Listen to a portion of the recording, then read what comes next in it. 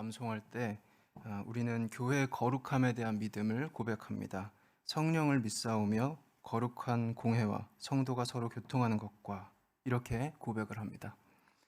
교회는 거룩애로 부름을 받습니다. 사도 바울은 삶의 마지막 대목에서 디모데에게 편지를 보냅니다. 에베소 교회가 거룩한 교회로 존재할 수 있도록 강론하고 권면하는 편지입니다. 본문을 통해서 우리가 거룩한 교회로 살아가기 위한 길을 찾아보려고 합니다. 우선 사도 바울은 디모데에게 충실한 신앙교육을 권면합니다. 1절, 2절 내 아들아 그러므로 네가 그리스도 예수 안에 있는 은혜 속에서 강하고 또 네가 많은 증인 앞에서 내게 들은 바를 충성된 사람들에게 부탁하라. 저희가 또 다른 사람들을 가르칠 수 있으리라. 이 신앙교육의 기초는 배운 것을 가르치는 것입니다. 우리가 예수님께 하나님의 학교에서 먼저 배운 것을 잘 가르칠 수 있습니다. 잘 배우기 위한 조건은 여기에서 지적인 능력도 아니고 어떤 환경이 좋은 그런 것도 아닙니다. 충성된 사람들이 잘 배울 수 있습니다. 2절 중간에 충성된 사람들. 가르침의 내용은 우리의 생각, 우리의 느낌, 임의의 것이 아닙니다. 우리가 배운 것입니다. 디모데가 바울에게 들은 것, 디모데가 바울과 함께 선교 여행하면서 본 것, 그리고 바울에게 배운 것, 이것을 그대로 전해주는 것입니다. 그래서 우리는 가르치기 위해서는 먼저 충실하게 배워야 합니다. 사도 바울은 디모데를 아들이라고 부르면서 그리고 강하라고 말합니다. 왜냐하면 디모데가 처한 환경은 그냥 가만히 있으면 디모데를 계속 약하게 만드는 것이었기 때문입니다. 먼저 디모데는 연소했습니다. 디모데전서 4장 12절 누구든지 내 연소함을 업신여기지 못하게 하라. 또 에베소 교회에는 이단의 세력이 아주 강했습니다. 디모데후서 2장 16에서 18절 망령되고 헛된 말을 버리라. 저희는 경건치 아니함에 점점 나아가나니 저희 말은 독한 창질에 썩어져 감과 같고 그 중에 후메네오와 빌레도가 있느니라. 진리에 관하여는 저희가 그릇되었도다. 부활이 이미 지나갔다 하므로 어떤 사람들의 믿음을 무너뜨리느니라. 이단입니다. 의지할 수 있는 사도 바울도 디모데의 곁에 없었습니다. 그래서 사도 바울은 이 편지에서 강하라 이렇게 권면하고 있습니다. 그런데 이 강함은 디모데 안에서 나오지 않습니다.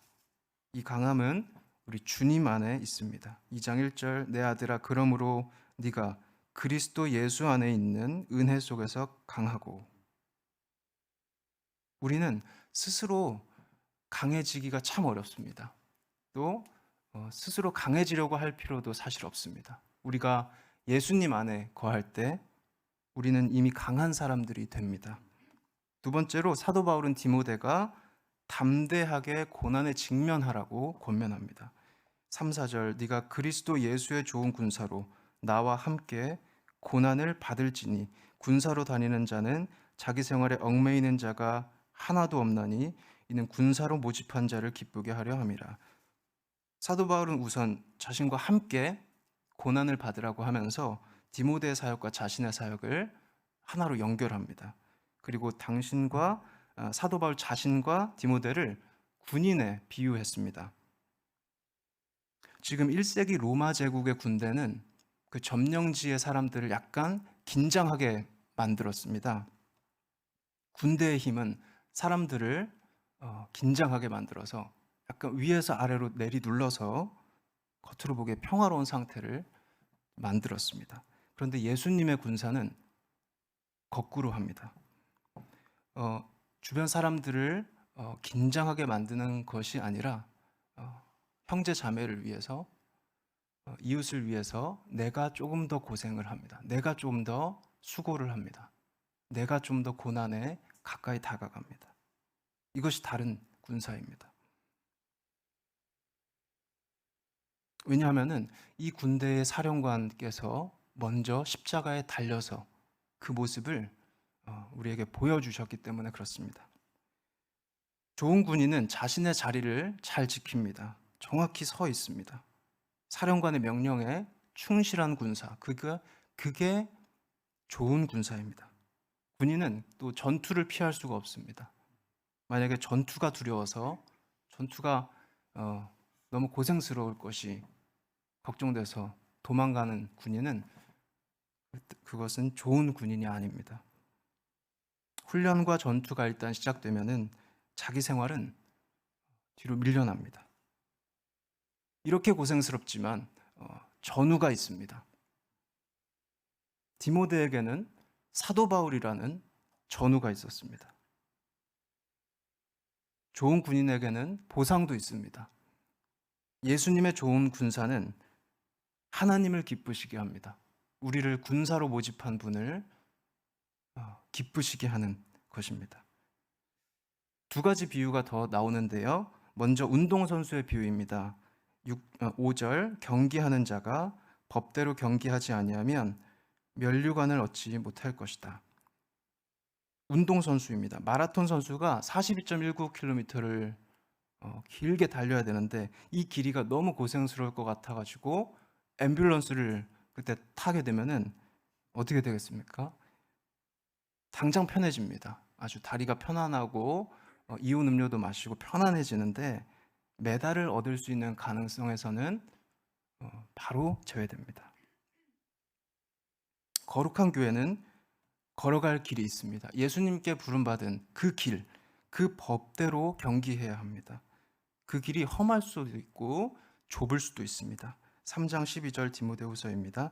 무릇 그리스도 예수 안에서 경건하게 살고자 하는 자는 핍박을 받으리라. 그래도 교회는 그대로 경기해야 합니다.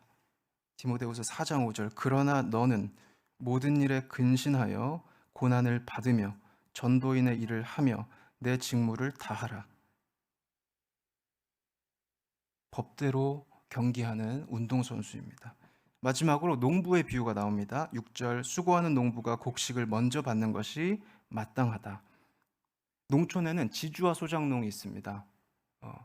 추수철이 되면 열심히 수고했던 소작농에게 더 곡식이 먼저 가지 않는 경우가 많았습니다. 그러나 예수님의 이름을 위해서 수고하고 고난을 받는 교회에는 먼저 곡식이 주어질 것입니다. 사도 바울은 이런 경험을 했습니다. 이런 고백을 합니다. 선한 싸움을 싸우고 마지막 대목에, 삶의 마지막 대목에 이르러서 이렇게 사도 바울은 확신합니다. 디모데후서 4장 7에서 8절 내가 선한 싸움을 싸우고 나의 달려갈 길을 마치고 믿음을 지켰으니 이제 후로는 나를 위하여 의의 면류관이 예비되었으므로 주 곧 의로우신 재판장이 그날에 내게 주실 것이니 내게만 아니라 주의 나타나심을 사모하는 모든 자에게니라.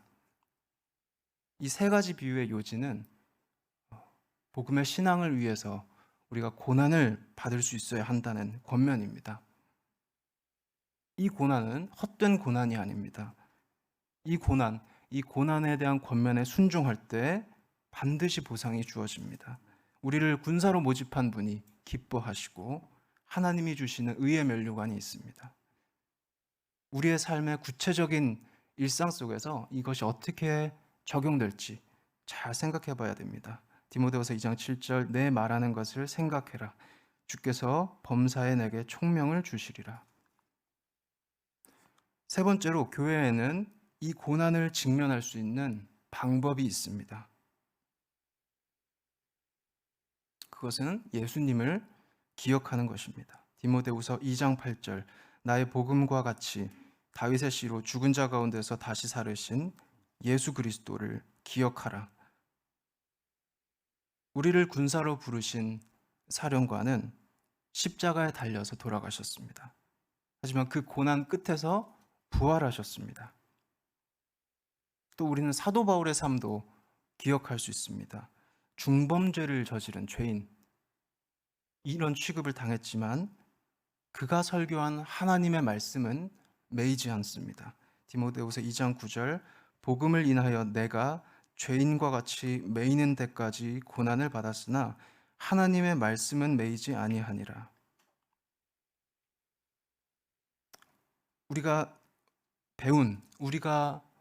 우리 신앙의 선조들한테 배운 그 신앙을 그대로 따라 살려고 노력하다 보면 때로 고난과 수치를 받아들이게 됩니다. 이럴 때 우리가 신앙을 지키기가 어려워지기도 합니다. 회의가 들기도 하고 마음이 무너지기도 하고 의심이 찾아오기도 하는데, 그래서 심지어는 배교의 직전에 이르기도 하는데, 그럼에도 우리는 신앙을 지켜내야 합니다. 우리의 신앙을 지키기 위해서 의지할 수 있는 말씀, 믿음 말씀, 믿을 수 있는 말씀이 여기 있습니다. 디모데후서 2장 11에서 13절, 미쁘다 이 말이여 우리가 주와 함께 죽었으면 또한 함께 살 것이요 참으면 또한 함께 왕노릇 할 것이요 우리가 주를 부인하면 주도 우리를 부인하실 것이라. 우리는 미쁨이 없을지라도 주는 일향 미쁘시니 자기를 부인하실 수 없으시리라. 세상이 알지 못하는 길을, 세상이 별로 선택하지 않는 길을 선택할 때 거룩한 교회에는 고난이 찾아오게 됩니다. 이상한 일이 아닙니다. 우리 주님이 그 길을 먼저 가셨습니다. 십자가에 못 박히셨고 사도 바울과 그의 제자들은 그 뒤를 그대로 쫓아갔습니다. 거룩한 교회가 고난 앞에서 선택할 수 있는 것은 배교가 아니라 타협이 아니라 그대로 주님께 충실한 것입니다. 우리가 신앙교육에 힘을 쓰고 또 고난이 찾아올 때 충실함을 유지한다면 거룩한 교회 안에서는 신앙이 훈련되고 또 새로운 기독교인이 자라나게 될 것입니다.